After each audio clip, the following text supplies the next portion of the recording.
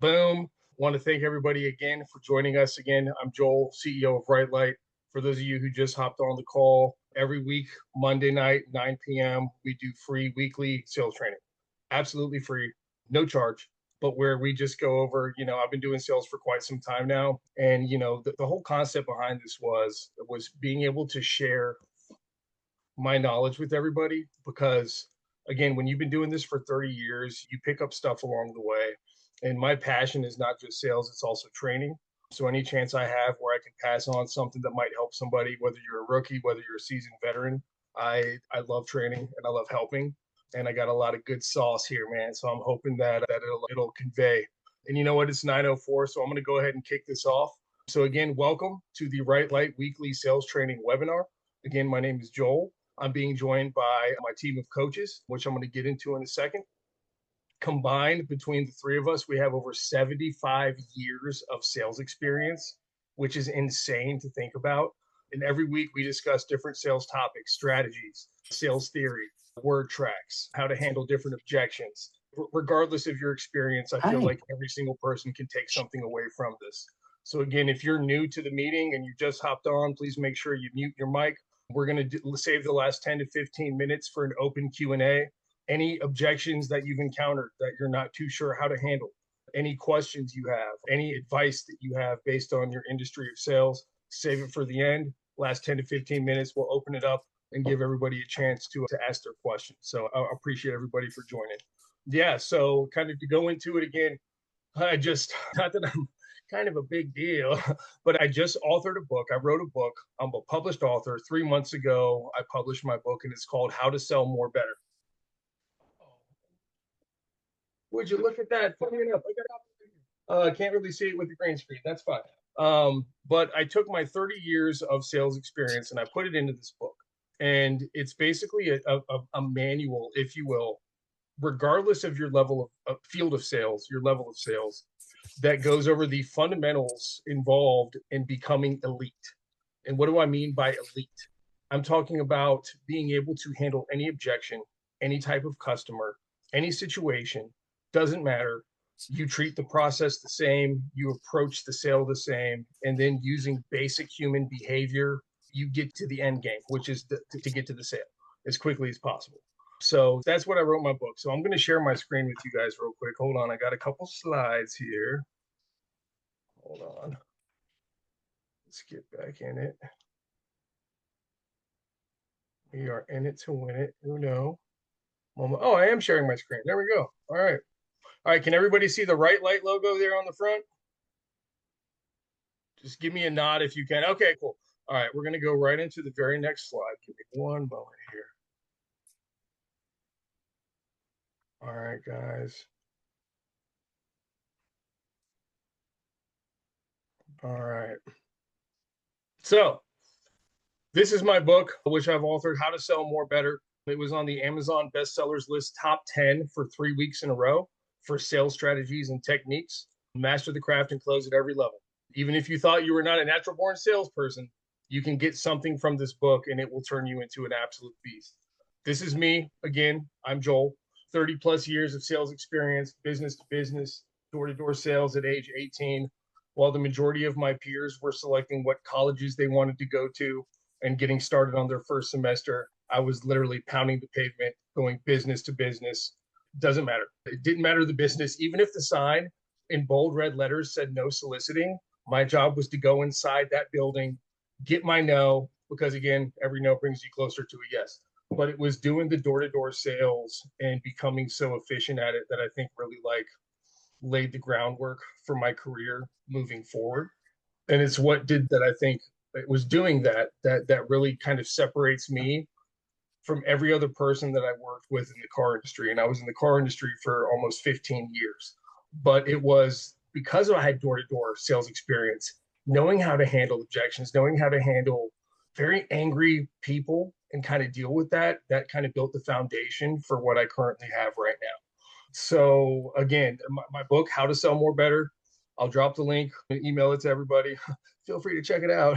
But yeah, I think it's some really good sauce. Training is my passion. I've been doing training now for a while, and this is what gets me going, guys. So again, just want to thank everybody for joining. I'm going to introduce my other two coaches that are going to hop on. My other staff here, my other coach, this is Josh Dodd. You guys are going to hear from him after I go over just a couple things. And I'm just going to kind of read this thing here. So Josh is proof that rock bottom can be a launch pad. College dropout who once traveled playing music and cards, 30 plus jobs by the age of 30, living in his sister's driveway to becoming a corporate sales trainer for Verizon, now one of the number one salespeople and trainers at the number one residential construction company in the country. Josh is an absolute gem when it comes to sales. And him and I actually grew up together. We go back to second grade, Miss Randall's class. Josh, I don't know if you remember that, bro, but yeah, Miss Randall.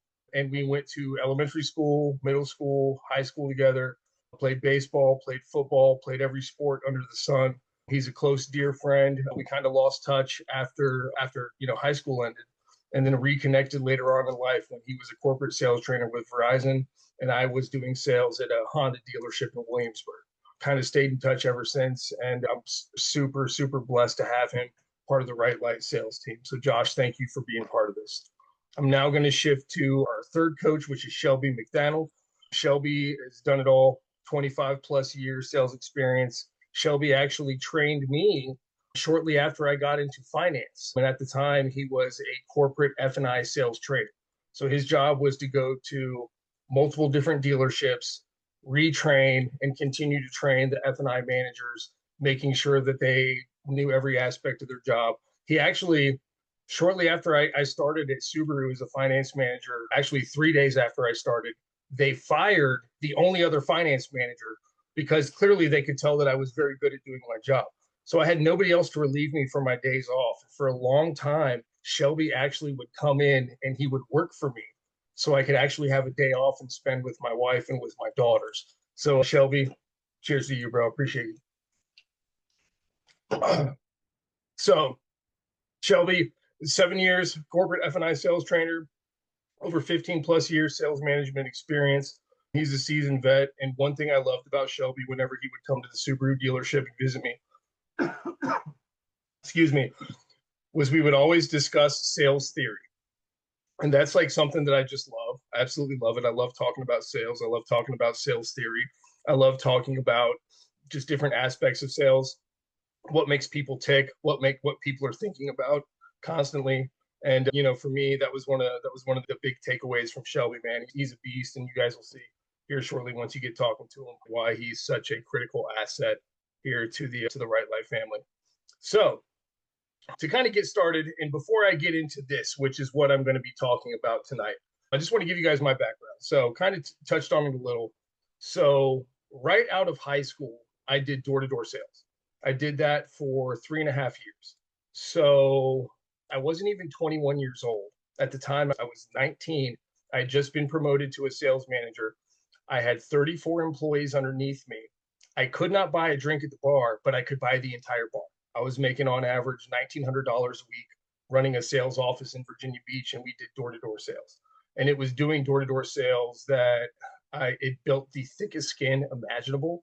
Because if you're doing door-to-door sales and you're used to getting cussed out on a daily basis, having guns pulled on you, being chased out of businesses, if you can do door-to-door sales efficiently, you can do any sale, any type of sales. Doesn't matter. I did door-to-door sales, and after a while, it became too much on my conscience. I was very good at what I was doing. I was making a ton of money, but I would have somebody coming in, say, for example, middle-aged guy, mid-40s, has 4 kids, has a mortgage.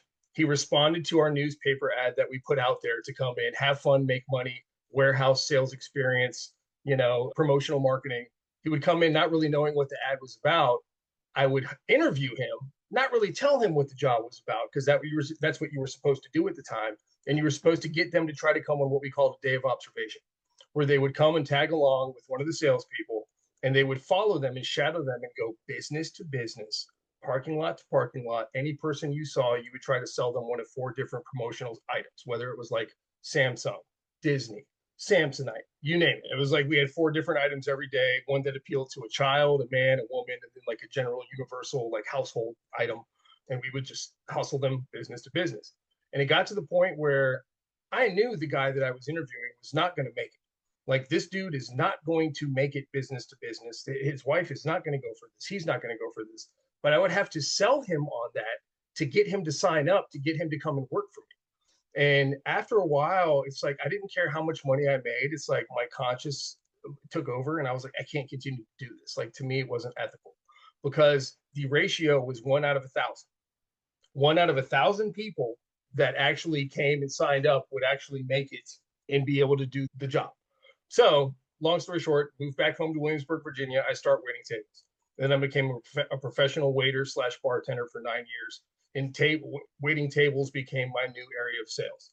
And that's how I learned how to master communication skills, the power of using a customer's name repeatedly over the course of the interaction, building rapport very quickly. And that was something that I strived at. Then I got into martial arts towards the end of that tenure. And the guy who I trained martial arts with also happened to be the general sales manager of Williamsburg Honda.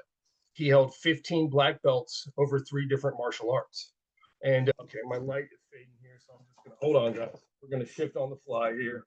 Hold on one moment. Hold on left. All right, here we are. So, Chris Robinson, the guy who got me into sales. Can everybody see me okay? No. Yeah, bro. Okay, cool. So Chris Robinson, the guy who got me into sales, one night after our class, he came up to me and he was like, dude, so how long you been waiting tables? And I was like, oh, I mean, about 9 years, killing it, loving it, making 6 figures, making 6 figures as a waiter slash bartender. And he said, well, okay. He's like, that's fantastic. That's good and dandy. He's like, but you could be making way more money. He said, so you're going to come and sell cars with me. And your interview is Tuesday, 10 o'clock a.m. Don't be late. Wear a suit. And I was like, excuse me? What do you mean my interview is Tuesday? Like, bro, I'm happy. I'm content. Like, I'm cool. I don't have to wake up till like noon every day. Plenty of time to myself. And then with like the most stern of looks, he looked me in the eyes and he was like, don't be late. Your interview's at 10. And it was like, I knew instantly that if I didn't show up, there was going to be hell to pay. So I'm like, okay, maybe I could try selling cars. So I show up and he's responsible for literally changing my life. Selling cars, going into car sales was the best decision I ever made. And then I got into selling cars. And shortly after, actually left the car industry for a short time, went to work for the United States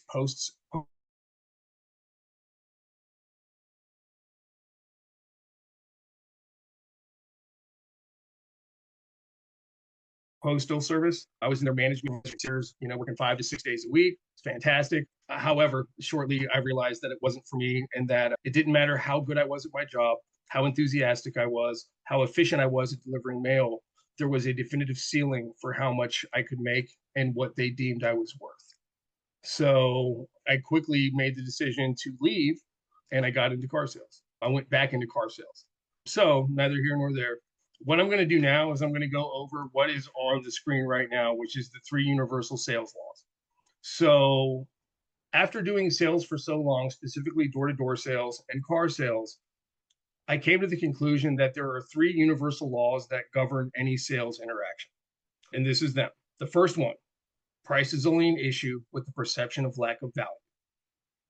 I'm going to say that again. Price is only an issue with the perception of lack of value. Second sales law, desperation is the enemy of persuasion. And then the third sales law is the law of averages. And now I'm going to expand upon that right now. Let me go to the next slide. Okay, so hold on. Oh, hold on. I got my sales. I got them out of sync. Here we go. So universal sales law. Number 1, price is only an issue with lack of value. So just because something is expensive does not make it valuable. And just because something is inexpensive does not make it any less valuable. I tell everybody, when you're dealing with sales, what the perception of what is valuable to a customer is just like beauty. It's in the eye of the beholder. Your job as a salesperson is to build value. And it's not just to build value in whatever you're selling. It's to build value in multiple things: the product, the process, yourself, your place of business. And I can tell you right now, again, the example that I always like to give is this. Say that you won a lifetime supply of Reese's peanut butter cups. And if you like Reese's peanut butter cups, you're with me. We're in the same exact we're on the same team. I love my Reese's peanut butter cups. But imagine that you're deathly allergic to peanuts and you just want a lifetime supply of Reese's peanut butter cups. It's not going to be too valuable, right? The other example I'll give, and this is a true story. So back in the day, this was in the late 90s, Josh and I were going to high school together, Lafayette High School, Williamsburg, Virginia. I stayed home because I was sick. And what did every kid watch in the 90s when they stayed home from school? What was always on in the morning? Price is Right. So I'm watching The Price is Right. And I kid you not, this true story, it still blows my mind to this day. So they had this lady on The Price is Right. She was a grandma, full head of white hair. She lived in Alaska her entire life. She was a school teacher and she was like a native Alaskan. Her entire life, she was obsessed with Bob Barker and always wanted to visit LA to go to an actual filming of The Price is Right. But she never left Alaska. Her entire childhood, adolescent years, her adult life, she never left Alaska. She was always staying there.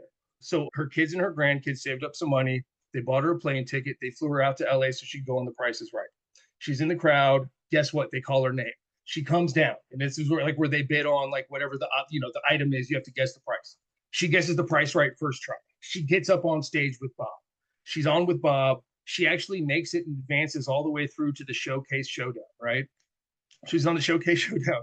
She wins the Showcase Showdown.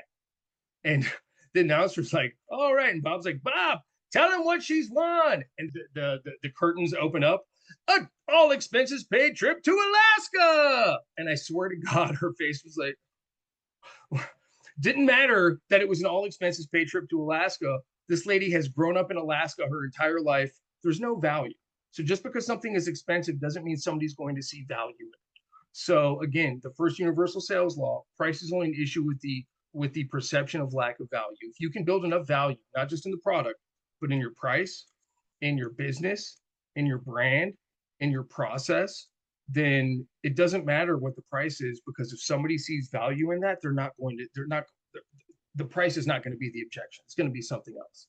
So now I'm going to go to the second slide I have here, which is the second universal sales law. Desperation is the enemy of persuasion. Can everybody see that okay? Okay, cool. So in any negotiation, if there is enough rapport, whomever is most certain will always influence the other person. I'm going to say that one more time. In any negotiation, if there is enough rapport, whomever is most certain will always influence the other person. So rapport is the key factor here. If you have enough rapport built, if the customer considers you a friend and not a complete stranger, if they trust you, your professionalism, your process, the way that you do things, you can always influence that person. And this is what I tell all the sales guys. It's 2026. Can you force somebody to make a major purchase they don't want to? No. Can you force somebody to buy something they don't want to, or something they don't see value in today's day and age? No. Can you persuade them? Can you convince them? Can you potentially, and I know this is a negative connotation, manipulate the situation to where they see the value in it? Yes, you can. So again, in any negotiation, if there's enough rapport, whomever is most certain will always influence the other person. And again, so desperation is the enemy of persuasion, right? So what I found is desperation takes on many forms. It can look like lack of confidence. It can look like a lack of process from a customer's point of view. It can look like you have a lack of your product knowledge. You can come across as anxious, or it can come across as a pushy salesperson trying to hard close somebody into a sale. The example I use is my wife and I went furniture shopping. This was like 6 months ago. And we went into one of the name brand furniture stores. Literally, the second we walk in, we were surrounded by salespeople, and I felt like I was a minnow around a bunch of sharks. And they were just, hey, what can I help you find? Hey, what are you looking for? And it was just completely off-putting. And this is somebody that's done sales his whole life. I felt uncomfortable because they were so pushy. They were overly, just over the top. So naturally, my inclination, when somebody's trying to force me to do something, my inclination is I don't want to do anything. If you're trying to force me to buy something, even if I want it, even if I see value in it, if you're trying to force me to do it, I'm good. I'm going to say no. I need to think about it. All the common objections you get as a salesperson, because it's not organic. I'm not coming to my own conclusion that I want to make that purchase. Somebody's trying to force me into buying. Not going to happen. That's just how I roll. So when you get to the point where you can efficiently do what I call the Kansas City Shuffle, and the Kansas City Shuffle is something I developed. When I first got into car sales, I struggled. I sucked very badly. As a person and my personality, I naturally want people to like me. And I think that was my biggest downfall. Naturally, like I felt like if somebody felt like I was forcing them to do something they didn't want to do, they weren't going to like me. So I never asked for the sale. I always kind of beat around the bush. I never took control of the situation because I wanted to be liked. So I developed something what I call the Kansas City Shuffle. So the Kansas City Shuffle is this. It's walking that line between assertiveness and indifference of attitude to where, again, the mindset with the Kansas City Shuffle is I don't care if you buy or not. It doesn't matter to me one bit. I don't care if you buy, but you'd be absolutely crazy not to based on all the information. And once you can embody and you can encompass that mindset, you become extremely dangerous. So, for example, with car sales, something I would do from the very beginning when I would have a customer, I would set the tone for the entire interaction. And I would say, hey guys, just so you guys know, and this is like within seconds of meeting them, do a little bit of small talk. I engage them back and forth in dialogue. I'm not like a robot where I just talk over them. I'd ask them, hey, thank you guys so much for coming in today. How's your day going so far? Oh, it's going good. Oh, fantastic. Great. Sir, by the way, love the shirt, man. It looks really good on you. You're a Mets fan? All right, cool. Let's go. Go Mets. My father-in-law loves the Mets. And then I would say, hey guys, just real quick, just so you know, I do things a little bit different. The last thing I'm going to do is try to force you or pressure you to do anything. My only goal is to make best use of your time while you're here and make sure you get all the necessary information you need so that when you guys leave and go home later tonight, you have all the information to sit down, look at the facts, and make an informed decision to purchase, whenever that might be. That's my only goal. So don't worry, you're in good hands. And it's like every single time, like clockwork, that's what I would say. And what do you accomplish by doing that? First of all, I just told them they're not buying today. I told them they're not going to buy. I'm assuming that they're going to come gather the information. Then when they go home later tonight, they can sit down. You guys can make an informed decision. That way, at the end of the day, you have all the necessary info you need to make an informed decision. Fair enough? Does that sound okay? Naturally, everybody's walls instantly dropped because I just told them I'm not going to pressure you. I'm here to inform and educate. That's my only job. I've had a lot of tremendous success by doing this approach. And I think that you'll find the same thing all my other clients find. It's the best way to purchase because there's no pressure. So don't worry, you're in excellent hands. And then I reassure them they're in good hands. I paint the picture that I am the seasoned professional. I'm the consummate professional. And by doing that, from the beginning, their guard is now lowered. And now I need to do a proper needs analysis. So then I would sit them down and I would ask them a series of questions. I'm going to get into this at later trainings, but I always would do a thorough needs analysis with every customer. Even if they came in, they were in a rush. Hey man, I saw this 2016 F-150 online. Can you go grab the keys real quick? Absolutely. But real quick, before I grab the keys, let me just explain how I do things. And I would go through it again. I'm just going to sit you down, ask a few questions. That way I can make best use of your time while you're here. And I'm not just throwing keys at you. We can keep that in mind. That way I can get you all the information you need. Fair enough. And most people, once you take control like that, aren't going to question it. They're going to go, yeah, okay, sure, whatever. Absolutely. Boom. So by becoming very adept at the Kansas City Shuffle, as I call it, I became deadly. And I can't tell you how many people, their guard is down. Now we're on a test drive. Now we're best friends. And when I'm on the test drive, guess what I'm talking about? Everything except the car. We're not talking about the features. We're not talking about the car. I'm talking about my go-to line was, hey guys, super quick question for you. What's your favorite place to go for pizza around here? Not like the major chains like Papa John's, Domino's. What's your favorite like family-owned restaurant? Like I'm a connoisseur when it comes to pizza. I'm kind of new to the area. Just would love some recommendations. Then we start talking about pizza because guess what everybody has in common? Yeah, pizza. So then we would start talking about that. We start talking about kids, start talking about hobbies, start talking about pets, everything except the car. Now they love me. Then we come back from the test drive. And before we go back in the building, I would just ask them a super simple question. And it wasn't, you guys, anything other than the price of the payment you could think of that would stop you from moving forward. My question was always, guys, let me ask you a quick question. Could you see yourself driving this car one day? Super quick question. Most people will go, well, yeah, I could. Or they're going to gauge, you're going to get a different response. I don't know. I'm not too sure. Now I kind of know what I'm going into as we go back inside. I know if we're on the wrong car, or I know based on the answer to that question, yes, this is the right car. Now we just need to work out the numbers. Fantastic. So then we go inside, I get with my sales manager, I get the numbers, and now I'm presenting numbers to them. All right, guys, again, just here to give you some info.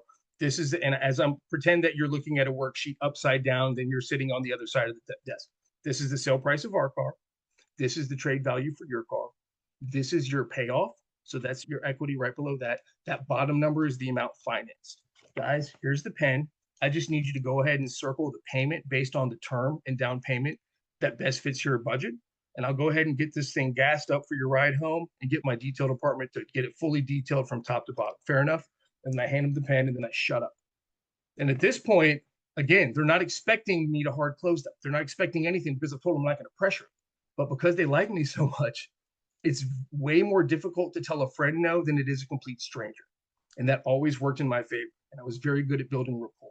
So again, I can't tell you how many hundreds of times as a manager closing deals, as a salesperson closing deals, the husband and wife circle the payment, the payment based on the initial investment and the term. And then they sit back and they're like, oh my God, we weren't even, this is not like us at all. This is so not like us. We never do this. Like, we weren't even planning on buying a car today. This is crazy, right? This is so crazy. They would have no idea. And it was literally putty in my hands. And a lot of times, to the customer's perception, they had no idea how they ended up here. They're like, well, we love the car. Yes, we don't have any other objections. Everything looks good. And that was because I did a thorough enough needs analysis from the beginning, and I asked all the proper questions, which I'll get into at a later point in time. I knew what the objection was going to be before I even asked them to buy. And then again, it's knowing how to phrase it. Guys, I'm going to go ahead and get this thing gassed up for your ride home, and then I'll have my detail department fully get it cleaned from top to bottom. That way you're in your new ride and it's looking fresh. Here, do me a favor, and then I take control. Go ahead and take this pen, circle the monthly investment that best fits your budget based on the term and down payment, and I'm going to go ahead and get this taken care of for you. Fair enough? That's it. And that was the key to a lot of my success. It was walking that line between indifference and assertiveness, because again, desperation is a stench that people can smell from a mile away. Whether you're pushy, whether you're anxious, whether you're unsure of yourself, whether you're 2 days on the job and you have no idea what to do or what the process is, you're just thrusted in front of a customer. Customers can feel that. So it's being assertive and being indifferent at the same time and conveying nothing but complete confidence. I'm going to get into my last talking point, then I'm going to pass the reins to Josh. So the third universal sales law is the law of averages. They always win. The more people you talk to, the greater the chance for success, period. One of the best guys I ever sold with, Ross Humphreys, used to say, are you a hunter or are you a fisherman? Fishermen, if you're fishing, they cast out a line and they wait for the fish to bite. They're not actively hunting the fish, right? They have a line out. They're waiting for the fish to come to them. A hunter is going out into the woods, into the wilderness with a gun. He is finding a target. He is shooting that target. And there's a big distinct difference between the two. And he always used to say there's two types of salespeople that wait for stuff to happen and salespeople that make stuff happen. I'm going to always make stuff happen. What are you going to do? So I took that to heart, and that's when I realized, okay, this is just mathematics. It's statistically speaking, the more people you talk to, the greater your chance of success. So if you can talk to more people than any other person at the dealership or whatever place of sales that you're at, statistically, you have the highest chance for success, period. So how many people can you talk to? And if you look at the very bottom bullet point here, shameless self-promotion. Yo, I talked to everybody. We would have the FedEx driver pull in his FedEx truck and come to pick up the FedEx packages. And I'd be like, hey, boss, how you doing, man? When's the last time you had that thing appraised? Like, just joking, right? But I would talk to him and I would just at a personal level. That's what I would do at all times. I would talk to everybody. My daughter's fourth grade teacher, the lady who rings me up at the 7-Eleven every morning where I get my coffee, my mailman, my oldest daughter's volleyball coach, the server waiting on me at the Applebee's. It doesn't matter. Every person I talked to, I let them know what I did, and I was sincere about it, because sincerity is the key to selling with conviction. If you're sincere about what you're doing and about who you are, people automatically love that, and they're going to want to follow, and they're going to want to help you out. So I would let every single person that I interacted with know what I did, and know, look, if you or anybody I don't care if it's your roommate, your mom, your sister, this is what I do. You know how everybody has a guy?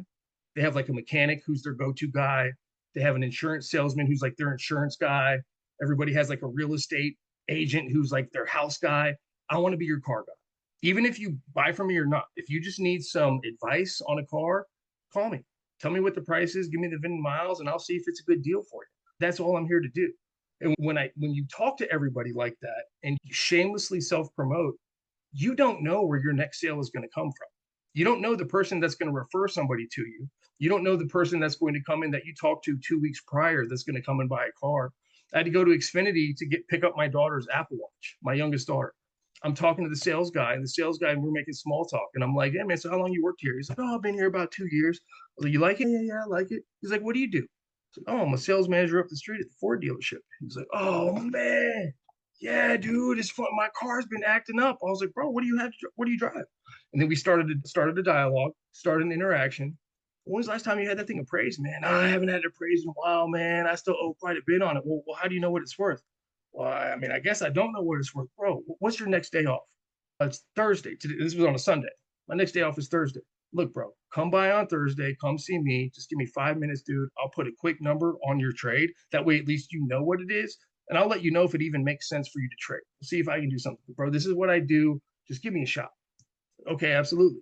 Kid came in on Thursday and he ended up trading in his car, rolled $5,000 negative equity into a brand new Ford Mustang. And I can't tell you how many times I've had success with people like that just by gradually striking up a conversation. My waiter at Outback, I sold my routine waiter at Outback Steakhouse because he knew what I did. So you have to promote, and you always must carry business cards on you. Always. If you can do that and do that efficiently, you are 100% going to be successful. So I'm going to go back here again to the main slide. Oh, hey, I went too far. The 3 universal sales laws. Price is only an issue with lack of value. Number 2, desperation is the enemy of persuasion. Number 3, the law of averages always wins.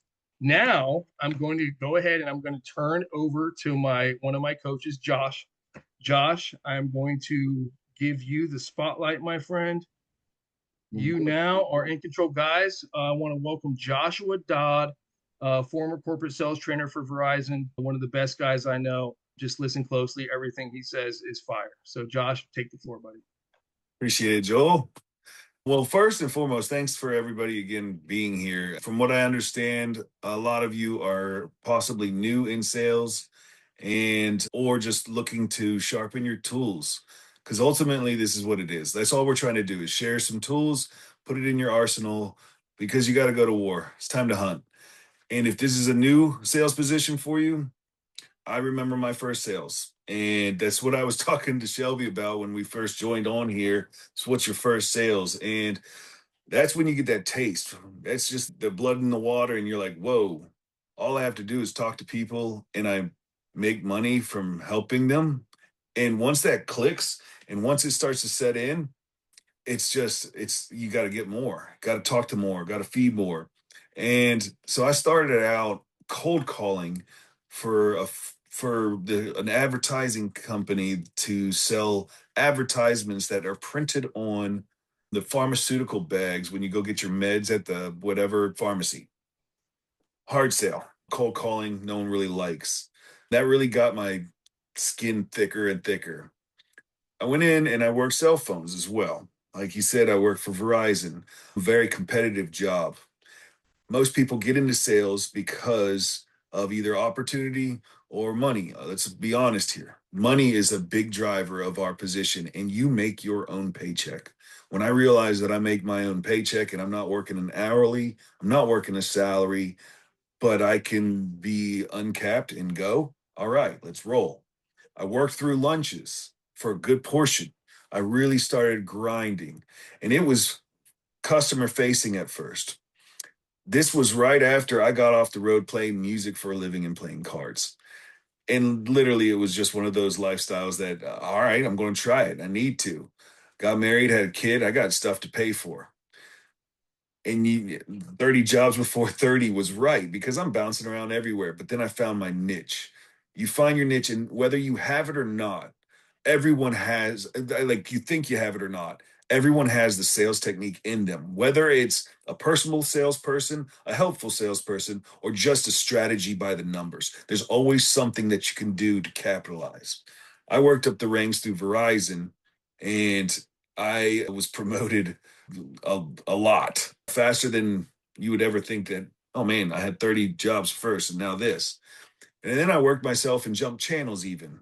And I worked into a position that was B2B sales, and I managed Fortune 500 companies where the negotiation table is totally different than just a simple consumer.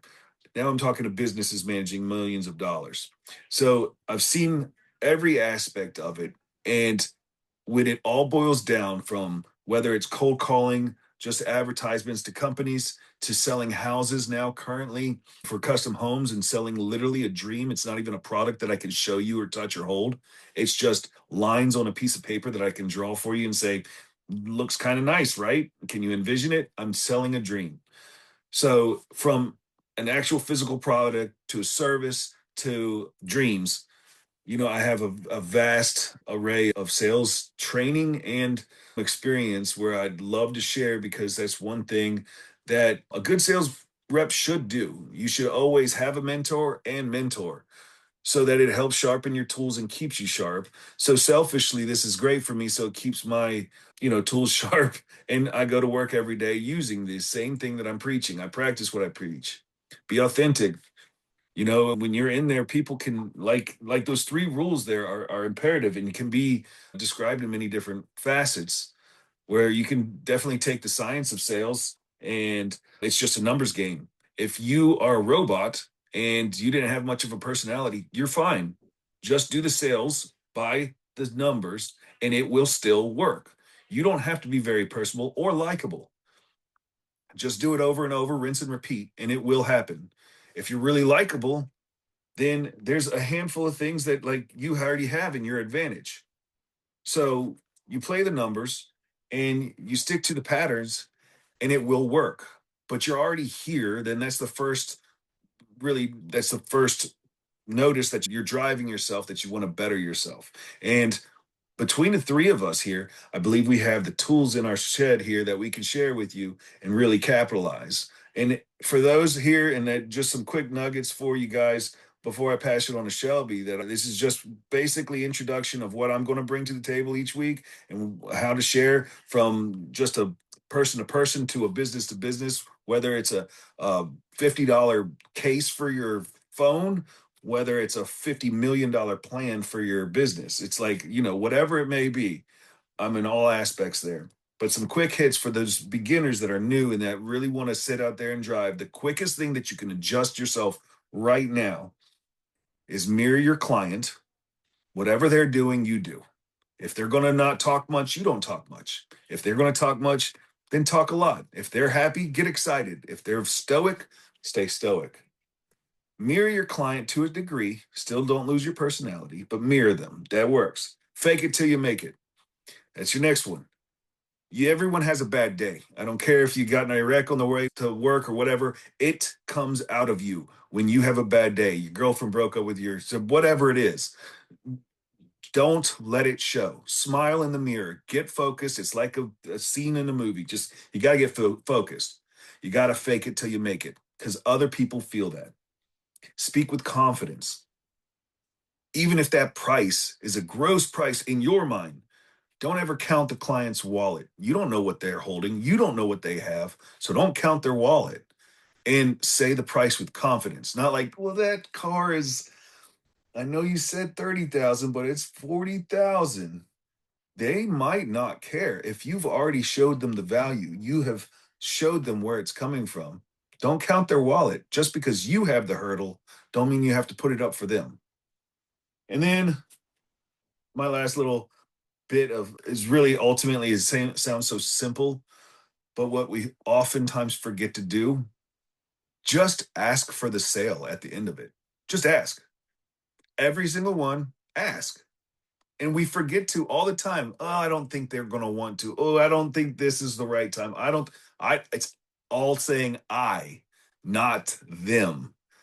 So those are the quick nuggets that you can take and instantly change your sales. I promise you that. Other than that, I'm very happy to see everybody here and happy to share with whatever question and answers we have at the end. And then other than that, Shelby, I'm going to go ahead and hand the rock to you, bud. All right, guys, I'm going to introduce Mr. Shelby McDannold, the guy who trained me when I first got into finance. Shelby, you're on, bro.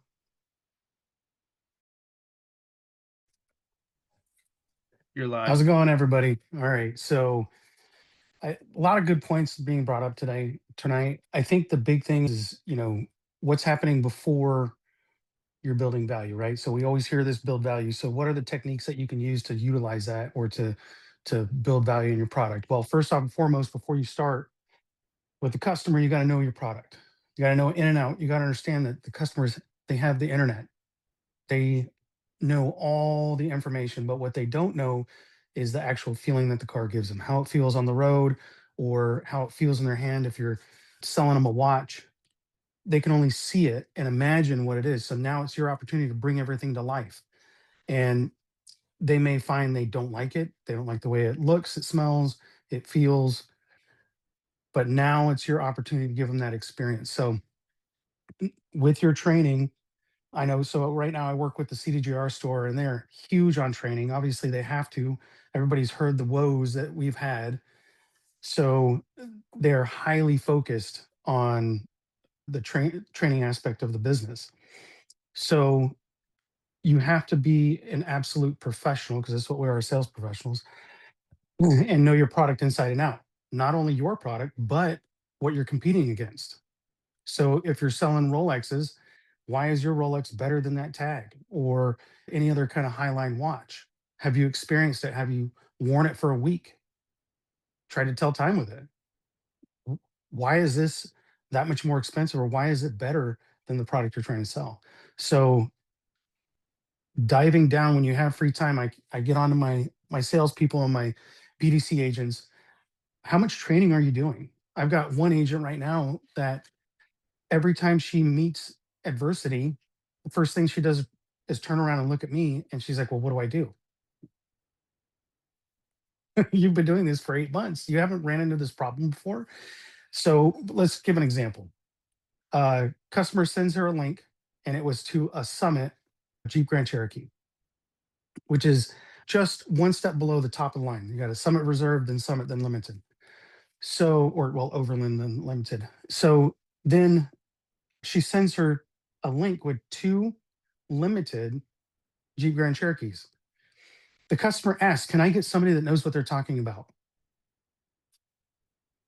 So for us car guys, I don't have a Summit. And I had to now switch, basically listen to what the customer is saying through text and email. And I said, well, ask the customer if all she's looking for is a Summit. Because at that point, I need to make sure that we're going down the right track. So of course, yes, I'm looking for a Summit. Perfect. Now I need to know what's your mileage constraints, what actual equipment do you need in the car, what colors are you looking for, what color of the interior? Because at this point, I can now go out into the auction and look and see what I got. Now the customer re-engaged. She stonewalled us at that point. She kept sending her text trying to get her re-engaged and try to set an appointment. But it wasn't about the appointment. The customer's like, you're not listening to me. Which brings me to my next point is, first off, knowing your product and now asking the right questions. So how am I going to build value in a product that I don't even know if the customer's interested in, or what aspects is the customer interested in? So I need to ask those 20 questions. So what I did in sales, now I've sold Ford, Subarus, Volkswagens, Audis, Nissans, Chrysler, Dodge, Ram, Jeep, and Alfa Romeo and Kias. So the one thing that I always found when I very first started, my first 4 years, I didn't know what I was doing because I didn't have any training. But what I started to kind of figure out was just asking the questions. At first, I'd up the customer and, okay, what are you interested in today? I'm looking at Mustang. Okay, great. Let's go look at the Mustangs. I take them over to the Mustangs. And I would slowly do a needs analysis. I didn't realize I was doing it, but I'd start asking, well, do you want a V8 or V6? Well, what's the difference? Well, one's faster than the other. I mean, it was very basic, but and archaic, but it didn't bring me a lot of success. I averaged anywhere between 10 to 14 cars. And that was only because I was in Southern California. And that's what we did. We sold 400 cars a month at that dealership. So I was on the low selling that many cars.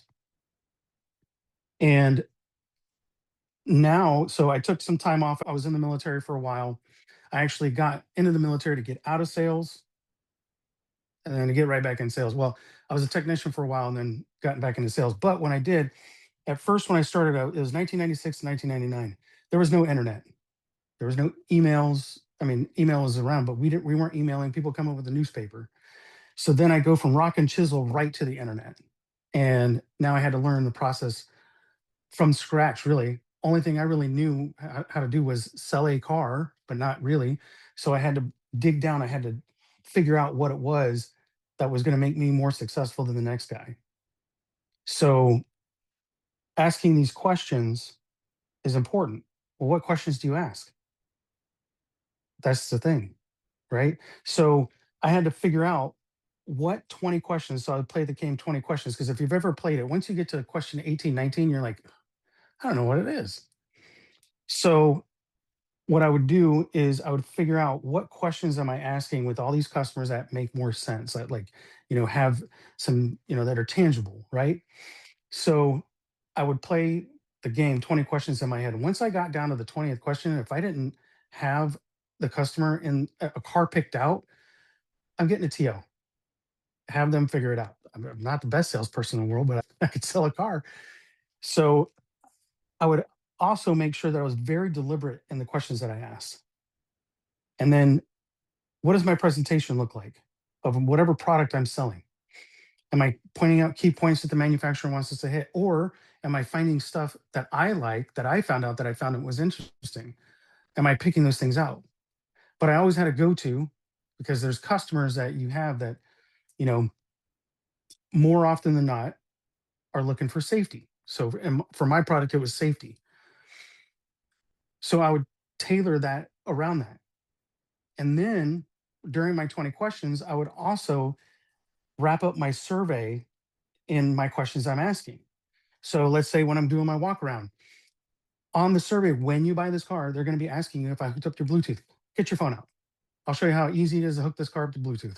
Boom, here it is. Now you can answer yes on that survey once you get it. So there was different techniques and things that I was doing were building value, giving myself the ability to ask for the sale. Sorry, that was my cat, by the way. But these are the stumbling blocks that we as sales professionals run into. For our new people, it's going to be nervous to talk to people, the meet and greet. When you first meet a person, whether it's business to business sales or selling cars, selling cell phones, selling watches, what's your first opening line? That's going to build value in you as a person, right? But you got to be literate. Don't ask, you could say things like, weather's great outside today and it's raining. But my big thing is, if we're going to build value, how are we going to do it? What questions are we going to ask to get to that point? So, Joel, that's all I got for tonight. I'll hand it back over to you for the Q&A, and I'll be here for that too. Let's go, Shelby. I appreciate you, man. Yeah, that was awesome, dude. And something that I always did, something that you made me think about, I would always plant the seed for the survey from the very beginning of the interaction. And I love how you assumed the sale. You would just tell them, hey guys, once you buy this car, you're going to be getting a survey. It's going to ask you a couple questions about me and the job I did, so I can earn all fives, all yeses. I'm going to go ahead and get that out now. Whenever I would go on a sale, on a test drive with a customer, when we would be pulling back into the dealership, I would always make a point that we drive by the service department. And the one thing I would always say is, guys, this is where you're going to be coming back for all your service appointments, all your oil changes, tire rotations. You just pull into those two big open bays. One of our service advisors will get you all taken care of and make sure that your vehicle is serviced to the T and that it's all taken care of. Again, I'm assuming that they're going to be purchasing the car. Now, I'm going to leave it up. Now, we're going to go into a Q&A. Anybody that's on this meeting right now, any objections that you've encountered, any questions you have, any advice that you would like to get, please don't hesitate. Drop it in the comment section. While you guys are thinking of some stuff, I'm just going to tell you, this is something I learned from Shelby. And it's something I talk about in my book, How to Sell More Better. No, I'm kidding. But seriously, like, how do you handle an objection? So the first thing I do whenever I get any objection from a customer is give them permission to tell me no. Because that is the strongest tool you can have in your toolbox as a salesperson, is giving somebody permission to say no. So the first thing I would do, if somebody gives me an objection, they're like, well, that price is, no, I'm sorry, I can't do that price. That's way too high. Absolutely. And I wouldn't expect you to do it. I wouldn't expect you to purchase this vehicle if you felt like the price was too high. If you feel like the price is too high, if I felt like the price was too high, I wouldn't buy this car. So trust me, I get it. However, then you become the consummate professional. You spew information. So the first step, acknowledge the objection, permission to say no. Absolutely. If it doesn't make sense, don't do it. I completely understand. However, what a lot of my customers found, and then you're spewing, you're giving information, you're providing knowledge. You are telling them why a lot of people in their situation who felt that same way initially then felt this way because of this. And then you sum it up with you want to get your yes receipt. That kind of makes sense, right? Yeah, that kind of makes sense. Okay, fantastic. And then I would recap the situation. So yeah, look, I get the payment's high, but we haven't even submitted credit yet. We don't even have an approval. This payment is based off a hypothetical rate, and it's a hypothetical payment. We don't know what the rate's going to be until we submit it over. Guys, if we're even remotely close in the ballpark, my personal recommendation, what I would tell you if you were my family, let's go ahead and do a quick customer statement. Let me submit it over to the bank for an approval. That way I can actually tell you what your payment is to the penny, what your rate is going to be. That way you have all the information you need to make an informed decision. Does that make sense? And then I would get the yes receipt and we would move forward from there. So it looks like we got a couple questions here in the comment section. Why is it that when I ask people to test drive, they say no? And this is from Nicholas. Hey, very good question. So I would tell you the first thing that comes to my mind, you have to set the expectation from the beginning. And what I mean by expectation is the expectation of your process, how you do things. And I would tell people, guys, I do things a little bit different than a lot of salespeople. What's led me to the tremendous amount of success that I've had is because I have a process and I follow that process every time. So I'm going to take a few minutes right now just to ask you a few basic questions so I can get the bigger picture of what we're looking at. That way I'm not just throwing keys at you. That way I can make best use of your time while you're here and make sure you have all the information you need to make an informed decision. Does that sound fair? Okay, fantastic. Go ahead and grab a seat for me right here. I'm going to go get my clipboard so I can just get a little bit of information. I'll be right back. You're not asking them, you're telling them now to sit down, right? So then you get to the point with the process where it's time to go on the test drive. The first time I ever sold cars at Williamsburg Honda, the sales manager told me, not Chris, but one of the other sales managers said, you're never going to sell a car without going on a test drive. It's not going to happen. You have to go on a test drive. Ironically enough, the very first car I sold, we didn't go on a test drive. You're not going to be able to get everybody to go on a test drive. I would say there's probably 5 to 10% of the customers you're going to interact with are not going to go on a test drive. They don't want to. Oh, I know how they drive. Oh, I have one right now. Oh, I'm short on time. Yeah, okay, whatever. The vast majority of people, though, will go on a test drive depending upon how you word it and how you phrase it. And you don't give them the option. All right, guys, well, did you want to go drive it? No, we're okay. Guys, this is what I'm going to do. Let me make a quick photocopy of your driver's license. If I could get that right now, I'm going to go make a quick copy. I'm going to snag the keys, and we can at least ride it around the block and back. Guys, I wouldn't expect you to buy a pair of shoes if you didn't try them on first. This isn't a pair of shoes. It's a $60,000 vehicle. At least so I can know and have the peace of mind that you've driven it, even if it's around the parking lot. We're just going to go on a quick test drive. I just need a copy of your license. You're not giving them the option to say no. You're commanding and controlling the situation by telling them what you need. And again, you're building value in yourself and in your process. So my process is I do the same process with every customer every time. And you're not giving them the option. You're telling them, I just need to make a quick photocopy of your driver's license so we can take it on a quick drive, even if it's just around the block. That way you can at least say that you've driven the vehicle, you sat inside it, and so on and so forth. So I would say that's the first step to getting people to go on a test drive. You don't ask them. You're telling them per your process, this is what we are doing. This is how we are going to do it. It's only going to take a few minutes. By the way, most people who are buying a car have a trade, right? If you're doing a thorough needs analysis at the very beginning of the interaction, after you've set the expectation that you're not going to ask them to buy, you're not going to pressure them, I'm just here to provide you all the necessary information you need so that when you guys leave and go home, you can sit down with all the facts and make an informed decision. Does that sound fair? Okay, great. Well, as you're doing your needs analysis, again, and this is something I go over in my book, something we're going to go over in the future, I would use it's alliteration to get the information out, elicitation, sorry. Somebody would tell me, yeah, they're looking at a new F-150. Fantastic. So you're driving an F-150 right now as I'm taking notes. So that's what you're driving right now? You assume, and then they have to correct you. It's human psychology. You're making an assumptive statement. Now they have to correct you because they don't want to assume that you know. Yeah, I am driving an F-150 right now. Okay, great. Now, is that the vehicle that you're replacing, or are you just adding to your fleet? And what if we just found out 2 minutes into the interaction, whether they're trading or not? Yeah, well, I'm thinking about trading it. I don't know. If the numbers are right, I might trade it. Okay, fantastic. Cool deal. Keep that in the back of your mind.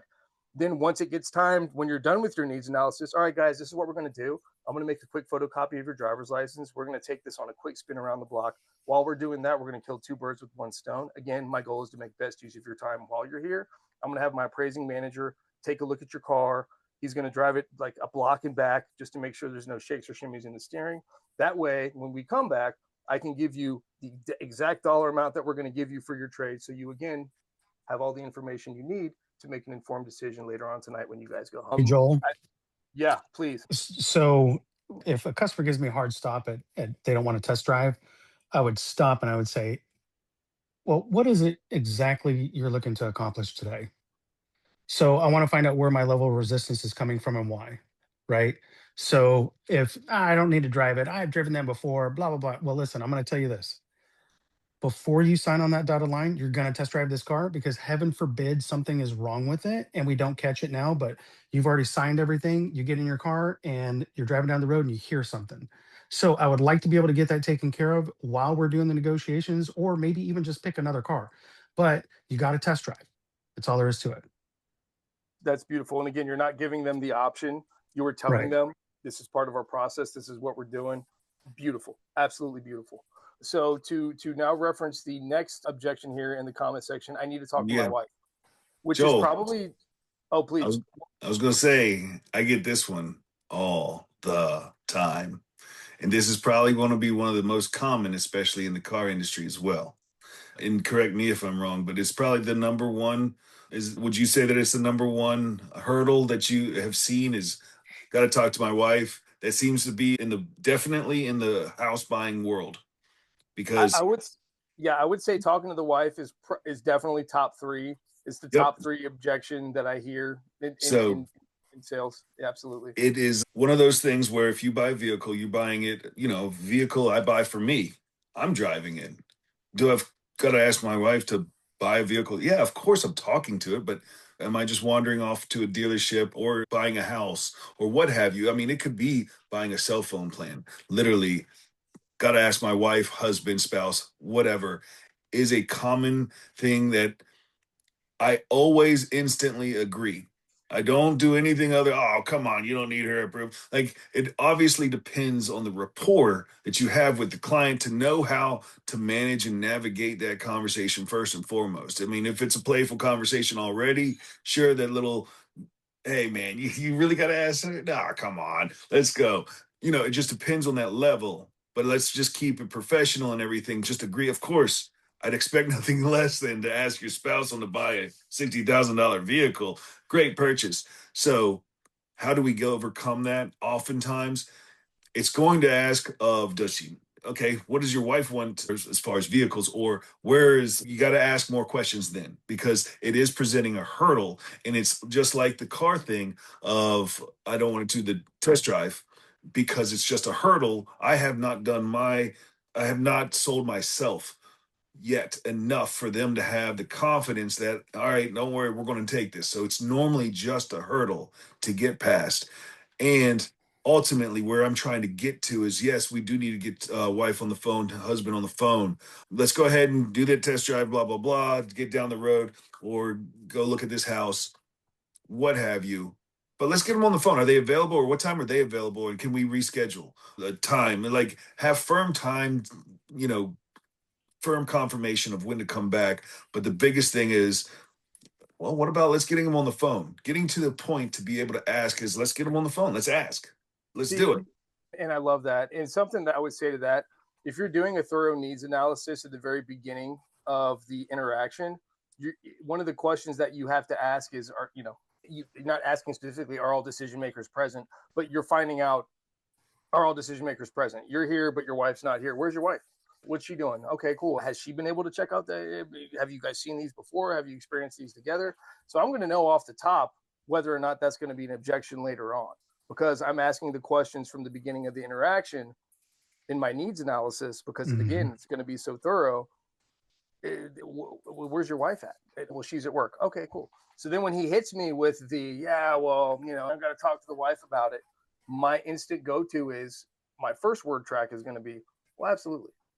What do you do in objection? Give them permission to say no. I certainly wouldn't expect you to purchase this vehicle without your wife signing off on it first, bro. If I was to buy a car without my wife signing off, she would lose her mind. Dude, I get it. We're in the same exact boat. Completely understand. However, let's say that she was here. She loved the vehicle. She's okay with the price. She's okay with the payment. What do you think she would say? That's always the easiest way to overcome that. Well, okay, let's say your wife was here. She liked the car as much as you do. What do you think she would say? You're just asking a question, right? To me, that's one of the biggest things. Well, I think she'd like it. Okay, cool. Well, I tell you what, we don't close for 4 more hours. Where's she at right now? She's at work. Bro, go take it to her. How far away does she work at? Well, she works at Enrico Doctor's Hospital, about 20 minutes away. I tell you what, this is what I'm going to do. I have an appointment that's going to be here in about 5 to 10 minutes to look at another vehicle. Why don't we do this? Since it seems like we're pretty close, why don't you go ahead, take it for a little extended test drive. I'll send you out for a couple hours. Go take it to your wife, show her. That way, again, you have all the information you need to make an informed decision. Does that make sense? Yeah, okay, cool, makes sense. Is it going to work every time? No, it's not. But a lot of times I'm going to find out whether or not that's going to be an objection from the very beginning of the interaction, because I'm going to find out whether or not all the decision makers are present to make this move forward. I got another objection here. Do you purposely use customer statement to avoid the credit hurdle? Again, in my needs analysis, depending upon the flow of the situation, I'm going to have a really good idea what their credit is based on me talking to them from the very beginning of the interaction. If their trade is a 2007 Nissan Versa and they owe $16,000 on it and they bought it 4 years ago, they probably don't have the best credit, if I was to guess, right? I can probably naturally come to that conclusion on my own. But again, you never know. I've had interactions where these people seem like 800 credit beacon scores. We get all the way to the end, we pull credit, and the husband's a 476 and the wife is a 517. And I'm like, wow, did not see that coming. Again, the credit I use, my goal in sales was to always take the sale to the next level, whatever that might be. Somebody comes in and they tell me I just want to look at the car. Now I'm going to get you to go on a test drive. If somebody comes in, oh, well, I just want to test drive a car. Okay, well, now we're going to sit down and look at numbers. If somebody just wants to come in and look at numbers, okay, well, now we're going to go ahead and go to a credit app. That way I can actually give you information that you can use to make an informed decision. And if somebody just wants to see what they qualify for, well, guys, we've already seen what you qualify for. Now we know the payment. Now we know the rate. There's really nothing else to think about at this point in time other than what song you're going to listen to on the way home in your new car. Fair enough. I would always use that. So I try to use the credit application to advance the sale when I'm at a standstill, when I'm at a stall, when the customer is not really giving me an objection. I can tell the payment might be a little bit of an issue, but they're just kind of, oh, I don't really know what to do. Well, guys, we haven't even submitted you over for an approval yet. This is my recommendation. Let's go ahead. Let's do a quick customer statement. I can submit it over, secure your approval. Then I can quote you your payment to the penny, your rate to the T. That way, you have all the information you need to make an informed decision to see if this is even the right move. Does that make sense? Okay, fair enough. Let's go. And then I'm not going to ask them. I'm going to tell them, all right, cool. Let's go ahead. I have my laptop right there. All right. And what is your place of work and your work phone number? Okay, cool. I'm going to go right into the credit app and again, assume the sale. Next one, level of resistance is doctorate level sales, Shelby. Let's go. And then he said, so even if it's a fake objection, you get to the problem or you get to the issue, 9 times out of 10, they've already discussed. Love it. Yeah. So again, guys, if you're doing your work properly, if you're doing a thorough needs analysis from the very beginning of the interaction, a lot of the objections aren't going to come up. I would say the most common one I would come across was I need to think about it. And in car sales, that's not an objection. I would tell people when somebody would tell me, yeah, well, thanks. We've driven the car. We've appraised their trade. We maybe haven't gotten credit yet, but we've knocked out like 4 out of the 5 like check marks to advance the sale. And then they tell me, okay, well, Joel, thank you so much. I appreciate your time. I need to think about it. What's the first thing I'm going to say? I'm going to give them permission to say no.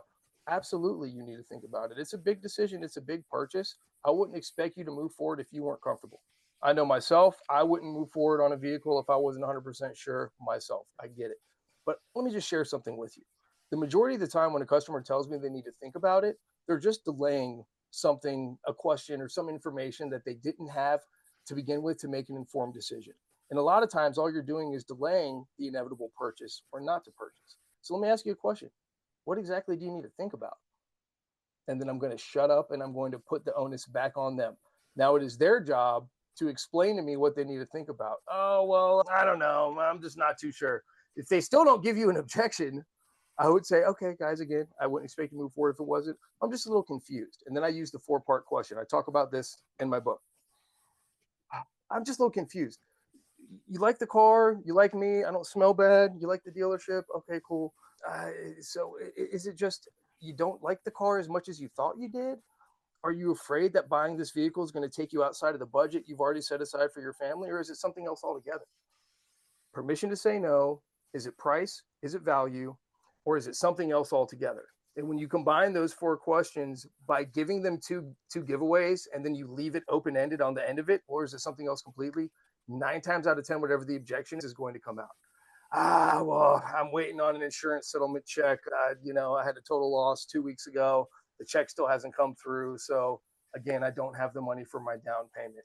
I completely understand down payment is important to a lot of people. But again, what a lot of customers in your situation would do is they would go ahead, let's at least fill out a credit app. Let's submit it over to the bank. If we're waiting on this and it's just about a week or 2 weeks out, at least you'll have a little more information to see where we're at. And we can submit it over with the amount of money that you have in mind and see what the bank comes back at. And 9 times out of 10, I'm going to try to flip them to 0 down. I'm going to try to extend the term out as long as I can. And I'm going to tell them, guys, this is the beautiful thing about a car loan. It's a simple interest, fixed interest loan. The rate will never go up and there's 0 prepayment penalties for paying this off sooner. Hypothetically, you could take that 10 grand you're going to put down today. You can just put it towards that car note within the first 45 days before your first payment's even due. And what that's going to do is reduce the principal amount that you owe. And again, at the end of the day, it only matters if you're going to keep it for the full term of the loan. I would say let's go. And I would try to control the situation moving forward from there. And then I got one more here from Sherry. How do you handle when someone is shopping you but doesn't want to share the information from another dealership to compare apples to apples? That is an excellent question. And Sherry, I can tell you from experience, I would always put the onus back on the customer. And I would go back to my process. Guys, and again, this is where the conviction and the confidence that you're conveying comes through the sincerity that you're also conveying as well. So they don't think you're just trying to sell them. They naturally think you're trying to help them. Guys, I told you from the beginning, my only goal is to make best use of your time while you're here. And I would ask somebody if they're like, well, I saw one at another store and it was the same exact model, but theirs was $2,000 less. Well, I'm going to put the onus back on them. Say, okay, that sounds like a pretty good deal. Let me ask you a question. Why didn't you buy that one? Why didn't you move forward with the purchase? If you already saw their car and it was $2,000 less, why are you still here? And I'm going to shut up and I'm going to make them answer my question for why they didn't. Well, I'm not too sure, guys. If you were my family right now, I'm a big believer in leaving no stone unturned, right? The only way that I can give you all the accurate information you're going to need to make an informed decision is to have all the accurate information up front. So that way I can give you the information that you need. So you said you saw one at another dealership. Let's pull it up. And then I'm going to pull up my laptop. What dealership did you go to? Oh, you went to Richmond Ford. Okay, cool. And you said it was an XLT? Let's see if we can find it. And now I'm going to go online and try to find that vehicle with them so I can disprove whatever their statement is. And a lot of times people just want to get a better deal. They want to make sure they're getting the best deal possible. So they will lie. They will say, yeah, I saw one in Virginia Beach and it was $2,000 off. And that's when, again, you're building value in the process and in your brand. Guys, I can tell you, I hear this all the time. I have customers that, let me guess, it was Beach Ford. Yeah, not to scare you, just to inform you. A lot of times they tell you that this is the price. Then you drive 2.5 hours, you show up, and guess what? They just added a $999 paint protection package. Now the price just went up. Oh, you're not active duty military? Oh, we got to add back another $1,000 into the sale. Guys, 9 times out of 10, that price is not the price. The reason I'm so successful, the reason we're the #1 dealership in Central Virginia is because we're so transparent and upfront with our pricing. We give you our best price upfront, no haggle, no in between. So you know what you're getting into ahead of time. Let's go ahead and try to find that vehicle together. And then I would pull out my laptop and I would try to find that vehicle with them to try to disprove whatever their claim is. But that's usually what I would do. So I got one for that. Please, I'm going to put you on. So typically when I've got somebody asking, hey, I've got another dealership that I'm also dealing with, I'll ask them, hey, do you have the offer in writing? And if they say yes, then Perfect. Do you have a problem showing that to me? Hopefully they don't. If they do, then I say, okay, cool. I understand you want to keep your cards to your chest, but let me ask you this, because most of my customers, when they're shopping between dealerships, they're looking for the right price. Do you know what that right price is? And if I get to that right price, would you rather choose my car over theirs? Or are you going to give them an opportunity to go back and forth? So if they say yes, they'll choose mine. Then I'll say, okay, cool. Where do I need to be? If you got it in writing, I'll take it right to my manager and we'll go ahead and lock this up. So if they don't, then I'll say, or yeah, if they don't, then I'll say, okay, listen, you got their price. They're probably doing this. I'm going to show you my best price. But let me ask you a question. If I took another $1,000 off my car, would you do it? No. What about 2,000? Well, no. What about 10? Would you do it then? Well, yeah. Okay. So there is a right price. Give me that right price. You know, it's not 10,000, but give me that right price. Strong. That's strong. Yeah, I love that. I follow this dude on TikTok, and he's like this sales manager for this car dealership out in LA. He had a dude whose wife was going into labor. They're on a Jeep Wrangler, used Jeep Wrangler. The guy's like, I got to think about it. Guy's leaving. He goes out to the car window and he says, hey, let me ask you a question. If I could take $5,000 off the sale price right now, would you go ahead and move forward? The guy was like, yeah, I would. He goes, okay, so you wouldn't go to the hospital. You would knock out the paperwork right now and move forward. Let's go inside. Gets the guy back inside. They sit down. He goes, you know, I can't take $5,000 off that price, right? Exactly. Can't do that. But this is what I can do. You're getting a great deal. And then he reasserted why the guy was getting a great deal. Guys, this is the cheapest Jeep Wrangler within a 30-mile radius. Boom. Again, and advance the sale. So I love that. I love asking the customer, what would it take to make this happen? Oh, so there is a price. Yeah, exactly. All right, guys, I want to wrap this up. I want to thank everybody for joining us this evening. Again, this is the Wright Light free sales training webinar every Monday night, 9 p.m. We're here. We're here at the very end. We do a Q&A, answer any questions you have, how to tackle any objections. Again, I just want to thank everybody for hopping on. Everybody that was here, I'm going to email you the link to the recorded Zoom call so you can go back and reference everything that we talked about. And I'll include a link to my book if you do want to get how to sell more better. I think it would definitely help you out regardless of where you're at in sales. Josh, Shelby, do you guys have anything else you want to add? No, I mean, it's just great. We got more each week to come. Bring your objections just like this for Q&A. Bring any type of scenario, whether it's selling cars or whatever your sales in, and we'll see what we can do to help. Beautiful. All right, guys. Again, I want to thank everybody for hopping on. We will see you. Thank everybody again. Have a great night.